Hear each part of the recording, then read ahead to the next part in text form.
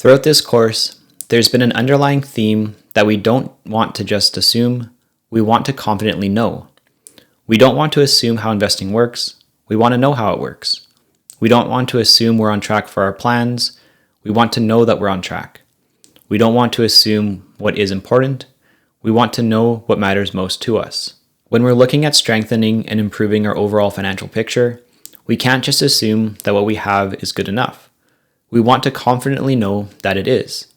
So it makes sense to review and optimize what we already have in place before moving on to optimizing new things. The first place that we can investigate is our bank accounts. Generally, we won't really get any return on funds held within a checkings or savings account, making them really inefficient for funds we don't necessarily need in there. If you're holding an emergency fund, a down payment for a house, or just way more cash in your bank account because you don't know what to do with it, it's worth exploring. Optimizing these accounts is a natural starting point and can honestly provide us with an easy win. When we're starting the process of something new, easy wins can help us feel motivated and continue along the path we're on. The next place we can turn is to our personal investments.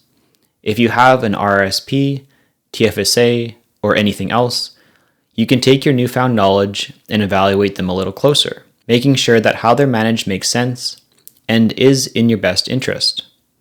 A BMO study from 2022 highlighted that 56% of Canadians surveyed hold cash in their TFSAs, and 29% stated that cash makes up at least 3/4 of their holdings. We know that cash grows the least compared to everything else, and the biggest advantage of a TFSA is the tax-free growth we get. By holding cash in a TFSA, we're essentially trying to drive a sports car in neutral. We're ignoring the best use of it. Throughout this process, you may find better ways to optimize your accounts. For example, maybe you've been holding your future house down payment in a regular bank account. But now that you know about the advantages of using a FHSA, it would make a lot of sense to move those funds into it. So we want to optimize the accounts we use and optimize how the accounts are managed. We want both, not just one or the other. In order to ensure our money is in the best position possible to work for us, we have to make sure that it's best set up for success. We need to put our money in an optimal position in order to expect optimal results. We can't expect results that exceed the situation that we put our money in. For example, we can't expect optimal results from a suboptimal setup. Once you have your personal assets optimized, it's time to turn towards your employer benefits. And there's two main things we want to focus on: your employer plan or pension, and your health benefits. If your employer offers a pension or group RSP plan with a match, you want to make sure that you're fully participating in the plan. That means participating to the extent that you receive the maximum benefit. If your employer matches contributions up to 5% of your income, you don't want to just be contributing 3%, you want to be contributing 5%. Generally, long-term investments have doubled about every decade.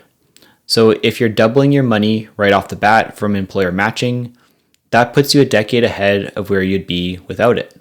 We also have to acknowledge that employers base total compensation on someone fully participating. You wouldn't give up a portion of your salary, but not participating fully in a matching program is basically the same thing. When we're offered free money, especially when its potential future value is 6 figures or higher, it would be really silly not to take it. If you do have a matching plan where you're able to choose how your funds are invested, it's important that you do so. If investing is really a two-step process of contributing and investing properly, doing one without the other limits its potential. You likely will have different funds to choose from, rather than selecting individual stocks, which simplifies things in the best way. There might be a default selection, but if we want to avoid assuming, we should at least generally know what it is and how it's invested. At worst, we want to avoid our funds not being invested at all, simply waiting for us to provide direction. The second piece we want to confirm is your life benefits. You likely have some basic coverage that go towards dental, massages, physiotherapy, eye exams, and all sorts of things. I find that a lot of people have these benefits but don't actually know what coverage they have or what it all means. You could go through your benefits package or ask someone in HR to summarize the coverage. You could even upload your benefits package to ChatGPT, and it can summarize the entire thing in seconds. Again, the idea here is that it's better to know. Your benefits should also include things like disability and life insurance. These are a couple of really important things when it comes to building wealth. By understanding what coverage you have through your employer, you can better understand how these coverages fit into the bigger picture. Are they enough, or is there a gap between what you have and what you need? Your coverage amount could also help dictate your emergency fund or savings. If your benefits are based on guaranteed income and your lifestyle is based on earnings above that, it makes a lot of sense to have a larger emergency fund or savings.